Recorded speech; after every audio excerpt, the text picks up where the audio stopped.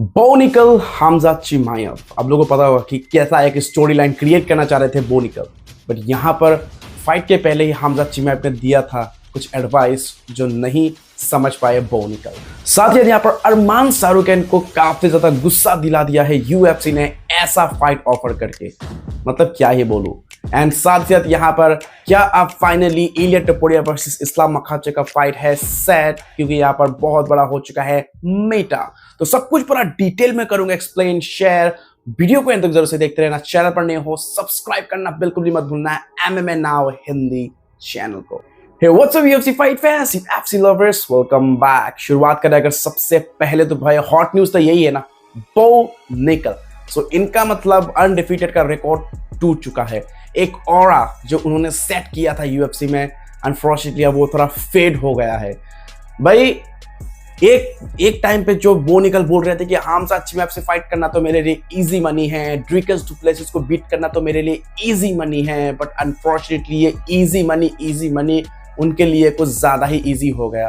And भाई मतलब क्या ही बोलूं, लास्ट फाइट नाइट जो था भाई वहां पर उनका जो हाल हुआ, तो यहाँ पर एक चीज तो है कि भाई यहाँ पर कोई रेसलिंग का यहाँ पर पॉइंट गेम नहीं चलता है। यहाँ पर आपको रेसलिंग के साथ साथ मूव्स के साथ आपको स्ट्राइकिंग में भी घुसे मुक्के लात नी सब का सब यहाँ पर मतलब अब्सॉर्ब करने का वो होना चाहिए एबिलिटी, कि ऐसा नहीं कि रेसलिंग करते गए किसने एक पंच मारा खेल खत्म। एंड यहाँ पर बोनिकल की अगर हम बात करें, बोनिकल जो बोल रहे थे हमजा चिमाएव को कि भाई इस यूएफसी में कुछ लेवल्स है, देयर आर लेवल्स। जब हमजा चिमाएव 5-0 था तो हमजा चिमाएव के लिए बोल रहे थे कि भाई वो किससे फाइट कर रहा है, जिससे तिससे फाइट कर रहा है। भाई लेवल्स है, जब वो लेवल्स का फाइट करेगा तभी तो पता चलेगा। तो यहाँ पर लेकिन हमजा चिमाएव को बोल रहे थे कि इजी मनी है, जब हमजा चिमाएव से मेरा फाइट होगा तो मैं बिल्कुल भी सरप्राइज नहीं होऊंगा अगर मैं 100% फेवरेट हूंगा। तो यह था कहना था बोनिकल का। लेकिन यहाँ पर हमजा चिमाएव ने बोला था कि भाई यहाँ पर वो जैसा सोच रहा है ऐसा नहीं है। यहाँ पर कोई रेसलिंग का पॉइंट गेम नहीं हो रहा है कि मतलब पॉइंट मिला रेसलिंग में तो तुम जीत गए, रेसलिंग मूव लगाया पॉइंट मिला तुम जीत गए, ऐसा नहीं होता भाई। यहाँ पे तुम्हें स्ट्राइक्स नीज सबका सामना करना पड़ता है। और हमारा फाइट कभी होता हमजा चिमाएव का कहना है कि तो मैं उसका फेस का नक्शा बिगाड़ देता। तो शायद एक तरफ से उन्होंने मतलब बोला था, बोनिकल को समझाया था कि रेसलिंग सिर्फ यहाँ पर रेसलिंग के दम पे तुम यहाँ पर नहीं खेल सकते, सिर्फ पॉइंट गेम नहीं होता यहाँ पर नॉकआउट सब कुछ होता है भाई। नॉकआउट किक्स लैंड स्ट्राइक सब कुछ खत्म कर देते हैं। सो वही हुआ, दो इतने बड़े बड़े नीस लगाए आरडीआर ने एंड फाइट कर दिया फिनिश। वेल बोनिकल ने इसके बाद रिएक्शन दिया। उनका कहना है कि भाई हाई एंड लोस ये तो भाई अप्स एंड डाउन्स तो होते रहते हैं यूएफसी में। एंड उनका कहना है कि वो एक्सपीरियंस के लिए काफी ज्यादा शुक्रगुजार है। उनको रियलिटी चेक मिला है कि असल में जितना वो सोच रहे हैं उससे ज्यादा ही कुछ अलग है। यहाँ पर सिर्फ रेसलिंग मूव्स, ऐसा नहीं कि मतलब किसी को भी तुम ग्रैब कर लोगे, क्योंकि एक से बढ़कर एक यहाँ पर टॉप रेसलर है। जरा भी इमेजिन करो तो क्या होता अगर बोनिकल वर्सेस हमजा चिमाएव का फाइट होता तो। खैर यहाँ पर बोनिकल का तो कहना है कि भाई मैं दोबारा वापस आऊंगा, स्ट्रॉन्ग कमबैक करूंगा एंड होपफुली कि वो थोड़ा स्ट्राइकिंग वगैरह भी सीख ले अपने रेसलिंग के साथ साथ। ऑलराइट इस फाइट फैंस, चलिए बढ़ते आगे बात करते हैं नेक्स्ट अपडेट के बारे में। तो गाइस अरमान शाहरुख को बहुत ज्यादा गुस्सा दिला दिया है यूएफसी ने ऐसा फाइट ऑफर करके। अब अरमान शाहरुख को रिसेंटली यहाँ पर फाइट ऑफर किया गया था जुलाई के लिए, वो भी किसको, मैट वेस गैम्बलेट के। भाई मतलब इसके बाद तो अरमान शाहरुख बहुत ज्यादा मतलब भड़क गए कि भाई ये कैसा है भाई, मतलब मैं एक नंबर 1 कंटेंडर वाला फाइटर हूँ, मैं एटलीस्ट मुझे एक कंटेंडर वाला फाइट दो। तुम किसी से भी इतना लो रैंक के साथ फाइटर करोगे ये तो एक तरह से मेरा डिसरिस्पेक्ट करना हुआ। भाई I am the number 1 contender, मैं एक नंबर 1 पोजीशन पे हूँ और मैं इतने लो रैंक पे फाइट क्यों ही करूँ। भाई मैं नंबर 1 कंटेंडर के लिए फाइट करूँ तो सही है, टाइटल के लिए भी फाइट करने के लिए मैं हमेशा रेडी रहता हूँ, बट एटलीस्ट मुझे ऐसा फाइट मिलना चाहिए जो कि नंबर 1 कंटेंडर के लिए सेट हो। किसी से भी फाइट नहीं करना चाहते और इस चीज से काफी भड़क गए हैं अरमान शाहरुख। और एक तरफ से बिल्कुल सही है भाई, मतलब क्यों अपना टाइम वेस्ट करने का है भाई। यहाँ पर कोई मतलब फ्री फाइट नहीं हो रहा ना, यूएफसी कहते रहे भाई यूएफसी का पास फाइट नहीं हो रहा यहाँ पर कि मतलब आओ फाइट करो, एग्जीबिशन मैच नहीं है भाई। उनका यहाँ पर चाहिए एक ठप्पा नंबर 1 कंटेंडर का, क्योंकि एक बार तो मौका मिला था गवा दिया था, इस बार वो गलती करना नहीं चाहते। एंड यहाँ तक कि अरमान शाहरुख का ये कहना है कि अगर यूएफसी मुझे इलिया टपोरिया का फाइट ऑफर करता है ना तो मैं आज के आज अपना ट्रेनिंग कैंप शुरू कर दूंगा इलिया टपोरिया के फाइट के लिए। खैर अब तो ये तो होने से रहा, क्योंकि इलिया टपोरिया का तो आइज बिल्कुल क्लियर है, सेट है इस्लाम मखाचेव के फाइट के लिए। सो अब देखना होगा कि अरमान शाहरुख किसके साथ फाइट करेंगे। वो तो डिमांड कर रहे हैं फाइट अगेंस्ट डैन हुकर।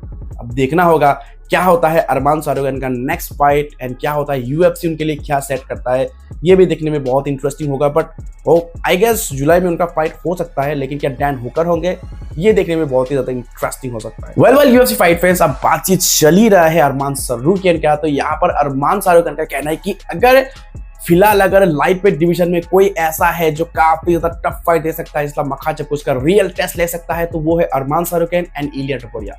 ये दोनों ही अब है लाइट वेट डिवीजन में जो इस्लाम मखाचेव का बैंड बजा सकते हैं, काफी टफ फाइट उनको दे सकते हैं। सो अब देख रहा होगा क्या ऐसा होता है। मतलब जस्टिन गेजी, डैन हुकर, जितने भी लाइट वेट, जितने भी टॉप 5 कंटेंडर है, उनके पास कोई मौका नहीं है टू बीट इस्लाम मखाचेव। लेकिन अरमान सारूकियन का मानना है कि उनके पास और इलिया टपोरिया के पास वो स्किल्स, वो पावर, वो एबिलिटी है जो इस्लाम मखाचेव को फिनिश कर सकता है। एंड अरमान सारूकियन का ये भी कहना है कि भाई इलिया टपोरिया का अगर पंच लगा तो वो नॉकआउट जरूर से कर सकता है। इलिया टपोरिया नॉकआउट कर सकता है इस्लाम मखाचेव को एक पंच से, ये कहना है अरमान सारूकियन का। आप लोग की तरह मतलब इस चीज को मानते हो कि देखो भाई ऑब्वियसली हमने उनको अभी तक नॉकआउट होते हुए नहीं देखा, ऐसा नहीं कि वो नॉकआउट नहीं होते भाई, वो भी इंसानी है। अगर एक कड़क पंच लगेगा तो भाई वो भी डाउन हो ही जाएगा। अब देखना होगा क्या होता है नेक्स्ट। भाई इंटरेस्टिंग काफी होने वाला है, बस इंतजार करो। अब तो UFC 315 भी आने वाला है, तो बहुत जल्दी होने वाला है big announcement. Alright UFC fight fans, चलिए बात करते हैं नेक्स्ट अपडेट के बारे में। तो रिसेंटली यहाँ पर न्यूज निकल कर आ रहा था कि टीम हबीब, मतलब हबीब जो मैनेजर है इस्लाम मखाचेव के, इन सभी का यहाँ पर हुआ है मीटिंग वगैरह UFC के साथ। अब इस फाइट को लेकर, मतलब कौन सा फाइट को लेकर इनका बातचीत चालू हो चुका है। इलिया टपोरिया वर्सेस इस्लाम मखाचेव का फाइट क्या अब सेट होगा, नहीं होगा। अब यहाँ पर मीटिंग्स वगैरह तो काफी यहाँ पर सुनने को आया है कि कुछ सीक्रेट मीटिंग यहाँ पर हुआ है। UFC, डेना वाइट, हंटर कैंपल, हबीब, इस्लाम मखाचेव सब एक ही फ्रेम में नजर आए। देखना होगा कि भाई क्या ये मतलब कुछ नेक्स्ट फाइट का बिग अनाउंसमेंट करने के लिए रेडी है, क्या नेगोशिएशन वगैरह, कॉन्ट्रैक्ट वगैरह सब कुछ सही से हुआ है।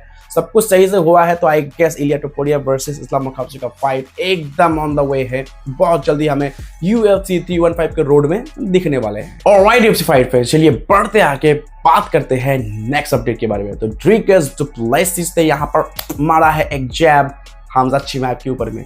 अब ड्रिकस डुप्लेसिस वर्सेस हमजा चिमाएव का फाइट हमें बहुत जल्दी इसी साल में हमें देखने का मौका मिलने वाला है। ड्रिकस डुप्लेसिस ने यहाँ पर एक थोड़ा सा एम लिया है, शॉट दिया है किसको, हमजा चिमाएव को। डैरेन टिल ने ज्वाइन कर लिया है हमजा चिमाएव का कैंप एंड इस चीज के ऊपर में रिएक्ट कर रहे हैं current middleweight champion Dricus du Plessis.